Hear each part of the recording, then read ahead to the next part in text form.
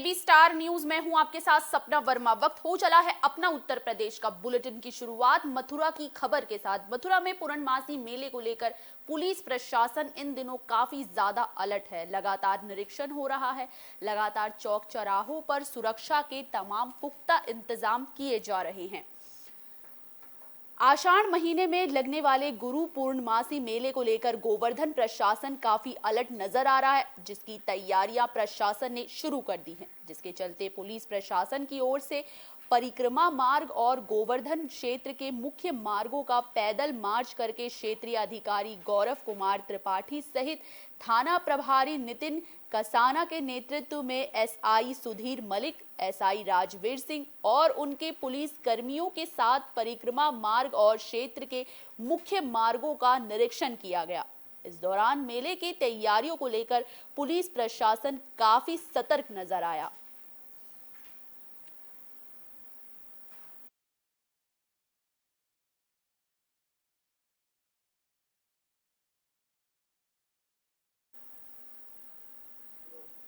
औरैया में खुदाई के दौरान एक मूर्ति मिलने से वहां ग्रामीणों में हड़कंप मचा हुआ है। औरैया के सदर तहसील के ग्राम पंचायत सेहुद में पीबीआरपी स्कूल के पास मनरेगा के जरिए स्वतंत्रता सेनानी राजाराम अमृत सरोवर तालाब की खुदाई की गई। इसी दौरान खुदाई में मजदूरों को एक प्राचीन पत्थर की मूर्ति बरामद हुई, जिसके बाद मूर्ति मिलने से गांव में हड़कंप मच गया। वहीं इस घटना को लेकर स्थानीय लोगों की माने तो मूर्ति कई वर्षों पुरानी है। हालांकि ये स्पष्ट नहीं हो पा रहा है कि ये प्राचीन मूर्ति किस भगवान की है।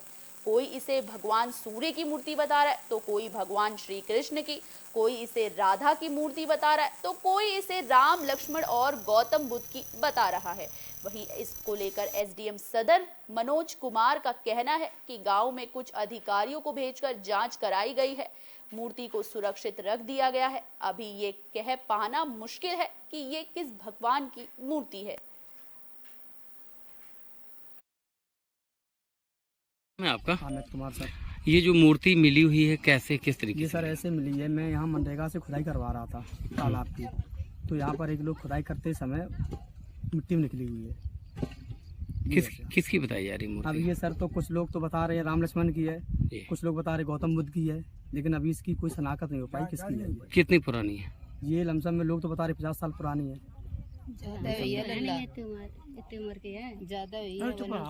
तो यहाँ अभी तक कोई आया, कोई अधिकारी वगैरह? अभी कोई नहीं आया। कल सर ये नियम था, कल ये फोटो रखा दी गई थी, यहाँ पे एसडीएम साहब आएंगे, इसलिए मैंने कल यहाँ एक लोगों को रोक के रखा। 100 नंबर भी आई थी यहाँ, 100 नंबर ने भी ड्यूटी दी। जब है वहाँ से खबर आई प्रधान की तरफ से कि यहाँ एसडीएम साहब आएंगे। किस चीज की है मूर्ति? ये इसी की जानकारी अभी सर किस चीज की है मूर्ति? ये पत्थर की बनी हुई है साहब मूर्ति। सेहुद गांव में अमृत सरोवर योजना के तहत जो हम लोग तालाब खुदाई करा रहे हैं, उसमें उस गांव में भी एक तालाब की खुदाई हो रही थी, जिसमें नीचे एक दो मूर्तियां यद्यपि पूरी नहीं है, थोड़ी बहुत खंडित हैं, कहीं कहीं से वो मिली। तो लोगों ने, ग्रामीणों ने हम लोगों के संज्ञान में लाया। तो पहले तो वहां प्रधान के यहाँ उसको सुरक्षित रखवा दिया। अब हम उसको थाने में रखवा रहे हैं और हम पुरातत्व विभाग को सूचना दे रहे हैं कि वो आकर के देखें। अगर वो ऐतिहासिक मूर्तियां हैं, धरोहर लायक हैं, तो हम पुरातत्व विभाग को दे देंगे, वो अपने यहाँ सुरक्षित रखेंगे। अब देखिए, हम लोग उसके एक्सपर्ट नहीं हैं, बट जैसा कुछ लोग बता रहे हैं कि ये हर्षवर्धन काल की हो सकती हैं। जैसा कि बगल के जनपद कन्नौज में हर्षवर्धन जी का साम्राज्य था उस समय, कुजाड़ वंश, तो उस समय की जैसी मूर्तियां कन्नौज में मिलती हैं कभी कभी, उसी तरह की लगभग मिली हुई है। तो ये माना जा सकता है कि इतनी पुरानी तो होगी। मथुरा में यमुना नदी में 4 युवकों के डूबने से इलाके में हड़कंप मच गया। इस दौरान 3 युवकों को जैसे तैसे सुरक्षित बाहर निकाला गया। मथुरा के थाना रिफाइनरी इलाके के कोयला अलीपुर के पास यमुना में 4 युवक डूब गए, जिसमें से 3 को सही सलामत बचा लिया गया। वहीं एक युवक की मौत हो गई। वहीं हादसे की सूचना मिलते ही चारों तरफ हड़कंप मच गया। वहीं ये हादसा उस वक्त हुआ जिस दौरान चारों युवक महावन रमण रैती घूमने गए थे। लौटते वक्त चारों यमुना के गहरे पानी में डूब गए, जिसमें से 3 को बचा लिया गया और एक की मौत हो गई। इस घटना की सूचना मिलते ही चारों ओर फिलहाल कोहराम मचा है। बड़ी मुश्किल से मृत युवक के शव को निकाला गया है।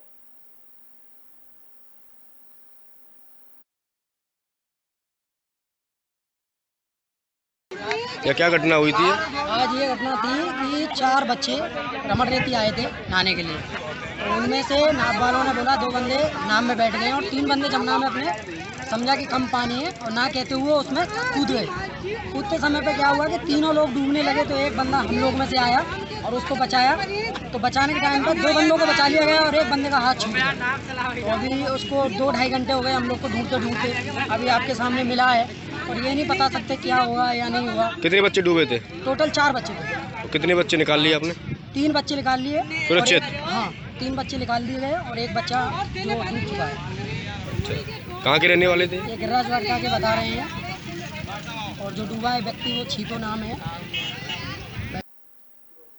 झांसी में अतिक्रमण हटाओ अभियान लगातार जारी है। इसी कड़ी में अवैध अतिक्रमण लगातार तेजी से गिराए जा रहे हैं।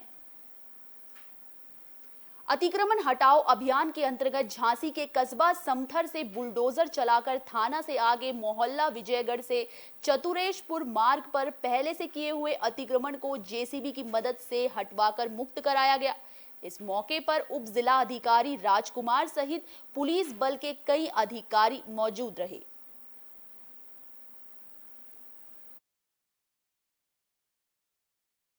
जमीन पर निर्माण हुआ था और इन लोगों ने को हम लोगों ने नोटिस दिया था और तहसीलदार ने बेदखली का आदेश पारित किया।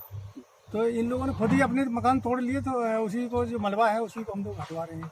इन लोगों ने स्वेच्छा से अपने तोड़ लिए और चूंकि मलबा अभी नहीं हटा है तो इसलिए जेसीबी से हम लोग मलबा।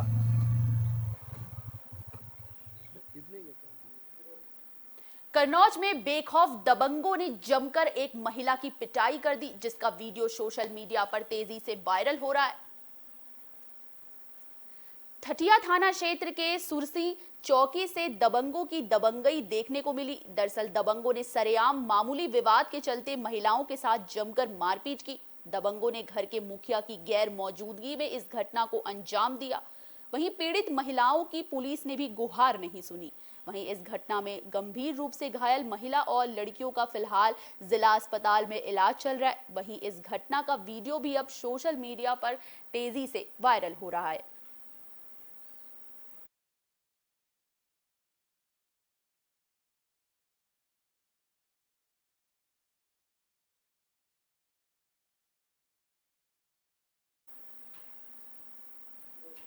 औरैया में 2 दोस्तों की नदी में डूबने से मौत हो गई है, जिसके बाद इलाके में सनसनी मच गई है।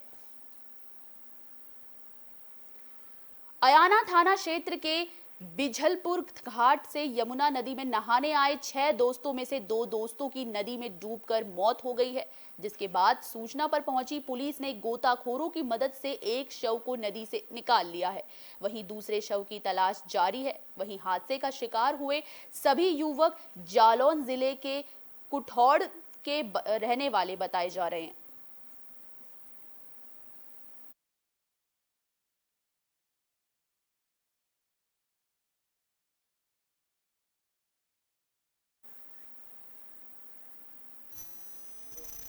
गाजियाबाद में दिन दहाड़े एक बुजुर्ग की बड़ी बेरहमी से हत्या कर दी गई, जिसके बाद इलाके में अफरा तफरी मची हुई है। लोनी के बेहटा हाजीपुर गांव में उस वक्त हड़कंप मच गया, जिस दौरान बुजुर्ग शख्स की उनके दूसरे घर में गर्दन काटकर बेरहमी से हत्या कर दी गई। इसके बाद बुजुर्ग की मौत की सूचना परिजनों को उस वक्त मिली, जिस वक्त बुजुर्ग दोपहर तक घर नहीं पहुंचा और उनके बेटे उन्हें ढूंढते हुए दूसरे घर पहुंचे, जहां बुजुर्ग मृत अवस्था पे चारपाई पर पड़े थे और उनकी गर्दन को बेरहमी से धारदार हथियार से काटा गया था। सर मेरा नाम शुएब है। सर क्या घटना हुई है? सर हमारे पापा रात यहाँ पर आए थे। उन्होंने बोला कि मुझे थोड़ा खाना दे दो, तुम्हारी तरफ पहली तरफ तुम्हारी मम्मी आई है, दूसरी वाली। तो आप कहाँ रहते हैं? हम सर बाहर मेन रोड पे रहते हैं, गली के बाहर। अच्छा, ये कौन सी कॉलोनी है? ये बेहटा हाजीपुर। अच्छा, लोनी गाजियाबाद। तो क्या हुआ, मतलब किस तरीके से घटना का आपको पता चला? तो सर हमें रात पापा यहाँ आ गए खाना लेकर, हमें नहीं मालूम उसके बाद क्या हुआ। हम यहाँ सुबह आए, पापा का फोन मिलाया, पापा का फोन स्विच ऑफ था। तो नॉर्मल था, बस हमें लगा चल हो सकता है डाउन हो रहा, फोन खुल जाएगा थोड़ी बहुत देर में। जब उनका 2 बजे तक फोन नहीं खुला तो हमें थोड़ा अजीब सा लगा कि इतना लेट कभी बाबा फोन स्विच ऑफ नहीं करते। फिर मैंने अपने छोटे वाले भाई को यहाँ पे भेजा देखने के लिए। मैं देख क्या वो पल्ली तरफ हमारी ताई आई है, हो सकता है तबीयत खराब हुआ, सो रहे हो। तो यहाँ पर आया तो यहाँ पर सारी कंडीशन थी पापा की, हमारे पापा किसने तो हमारी ताई ने। किस पे शक लग रहा है मतलब? सर हम अपनी ताई पे शक लगा है। ताई हमारी पापा की जो सेकंड वाइफ है। अच्छा, क्या कारण है मतलब हत्या का? आपको क्या लग रहा है किस वजह से हत्या सर की वो उन्होंने? प्रॉपर्टी भी कह सकते हो आप इसको, क्योंकि वो अक्सर कहती थी कि ये मकान मेरा नाम करो। हमारे दिल्ली में एक मकान है। सर एक हत्या हुई है, कौन सा ये इलाका है और हत्या का क्या कारण है और कौन है मृतक जो है? थाना लोधी बॉर्डर के बेटा हाजीपुर मोहल्ले में एक व्यक्ति की हत्या की सूचना मिली थी। मौके पर पुलिस टीम यहाँ पहुंची है और पहुंचने के बाद पता चला कि हाजी बिलाल नाम का एक वृद्ध व्यक्ति, जिसकी आयु 63 वर्ष के लगभग बताई जा रही है, उसकी गला काट करके और सर के पिछले हिस्से में हमला करके, वार करके और उसकी हत्या कारित की गई है। मौके पर जो प्रथम दृष्टया परिजनों से पूछताछ में मामला प्रकाश में आया है, उसके आधार पर इनका बताना है कि ये अपनी दूसरी पत्नी के साथ यहाँ रात में मौजूद थे और उसी के ऊपर इनके परिजनों द्वारा शक जाहिर किया जा रहा है कि उसी के द्वारा संपत्ति विवाद में इसकी हत्या कारित की गई है। परंतु अन्य साक्ष्यों के अवलोकन के लिए सीसीटीवी आदि जो भी है उसका डीवीआर वगैरह ले लिया गया है और फील्ड यूनिट की टीम भी बुलाई गई है। फील्ड यूनिट की टीम गहनता से मौके का साक्ष्य संकलन करेगी और जो भी इसमें तथ्य प्रकाश में आएंगे उसके आधार पर अग्रिम विधिक कार्रवाई करके इस मामले में शीघ्र तरीके से हत्या कारित करने वाले को पकड़ा जाएगा। बदायूं में दरोगा के भेष में एक ठग गिरफ्तार हुआ है। शातिर ठग दरोगा का भेष बनाकर चालान काटा करता था, जिसे पुलिस ने गिरफ्तार कर लिया है। बदायूं में दरोगा बनकर ठगी करते हुए एक व्यक्ति को कुछ लोगों ने धर दबोचा। हालांकि तब तक चेकिंग के नाम पर चालान करने की धमकी देकर कई लोगों से उसने रुपए वसूल चुके थे। मामले की जानकारी पर पहुंची पुलिस ने आरोपी को गिरफ्तार कर लिया है। फिलहाल आरोपी से पूछताछ की जा रही है।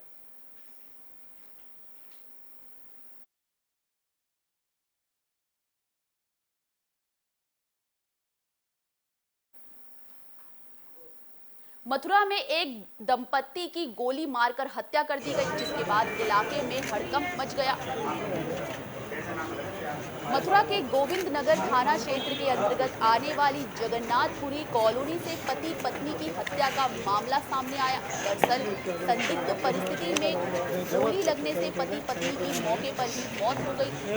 जानकारी मिलते ही मौके पर पहुंची पुलिस ने मृतकों के शव को कब्जे में लेकर पोस्टमार्टम के लिए भिजवाकर घटना की जांच शुरू कर दी है।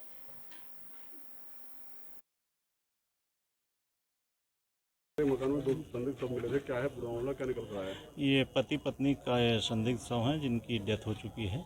इनमें दोनों को गोलियां लगी हैं और जो प्रथम दृष्टया लग रहा है और देख के समझ में आ रहा है वो ये है कि संभवतः पति द्वारा पहले पत्नी को मारा गया है, क्योंकि इनके पास लाइसेंसी वेपन है 32 बोर की। लाइसेंसी वेपन भी वहीं पड़ी हुई है घटनास्थल पे।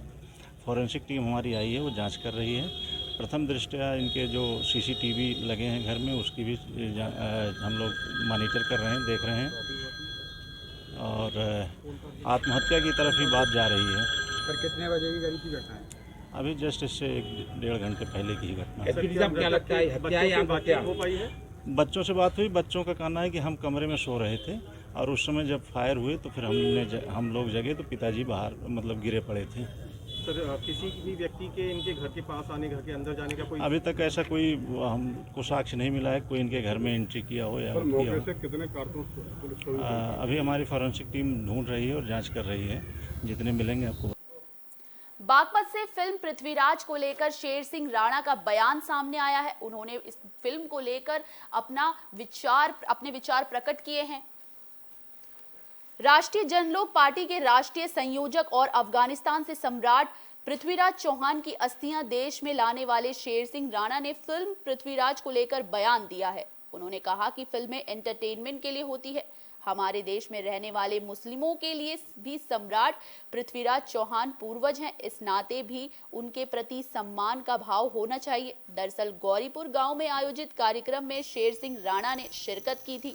इस दौरान शेर सिंह राणा ने कहा कि ये सही है कि सम्राट पृथ्वीराज चौहान फिल्म में इतिहास के तथ्यों के साथ छेड़छाड़ हुई है, लेकिन किसी ने तो हिम्मत की कि महापुरुषों को पर्दे पर लाया जाए, जबकि ऐसी फिल्में बन रही हैं। जिनमें छोटे छोटे कपड़े हीरोइन को पहनाए जाते हैं, जिन्हें आप अपने बच्चों के साथ बैठकर भी नहीं देख सकते। शर्म आती है देखकर। उन्होंने कहा कि जैसे भगत सिंह के जीवन पर फिल्में बनी हैं, उसी तरह से आने वाले समय में सम्राट पृथ्वीराज पर भी फिल्में बनेंगी और इसमें जो भी कमियां रह गई हैं वो पूरी भी की जाएंगी। जो सम्मान मिलना चाहिए था वो नहीं मिला, क्या मांग करते हैं आप सरकार से? देखिए, जो उनकी मिट्टी और जो अन्य सामान हम लेकर आए थे 2005 में, तो वो उचित सम्मान तो नहीं मिला, इस बात को तो मैं भी मानता हूँ। लेकिन मेरा मानना है कि हर चीज़ का एक समय आता है। कम से कम हम उनका जो वहाँ पर जिस तरीके से बेकदरी हो रही थी वहाँ पर अफ़गानिस्तान में 800 सालों से उनके साथ जो है अपमान हो रहा था, और ये अपमान पूरे देश के हर नागरिक का था, क्योंकि चाहे कोई किसी जाति धर्म का व्यक्ति हो, पृथ्वीराज चौहान जी सभी के महान पूर्वज हैं। यहाँ पर जो हमारे मुस्लिम भाई रहते हैं उनके भी वो पूर्वज हैं, तो वो उनका अपमान तो देश के हर व्यक्ति का अपमान था।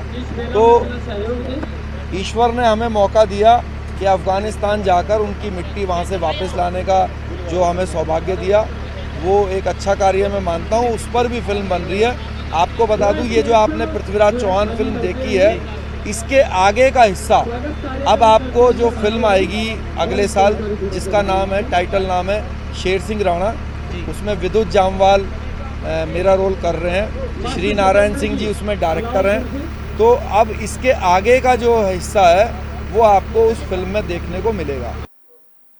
जहां एक तरफ शेर सिंह राणा ने फिल्म सम्राट पृथ्वीराज को अपना समर्थन दिया है, जिस तरीके से उन्होंने बयान दिया है उसको देखकर साफ तौर पर जाहिर है कि सम्राट पृथ्वीराज को लेकर उनकी अलग अवधारणा है। वही इस फिल्म को लेकर जो बॉक्स ऑफिस पे लगातार सुर्खियों में बनी है फिल्म को लेकर, साथ ही साथ कई तरह की चर्चाएं सामने आ रही है। कमाई के मामले में भी फिल्म काफी सुस्त पड़ती हुई नजर आ रही है।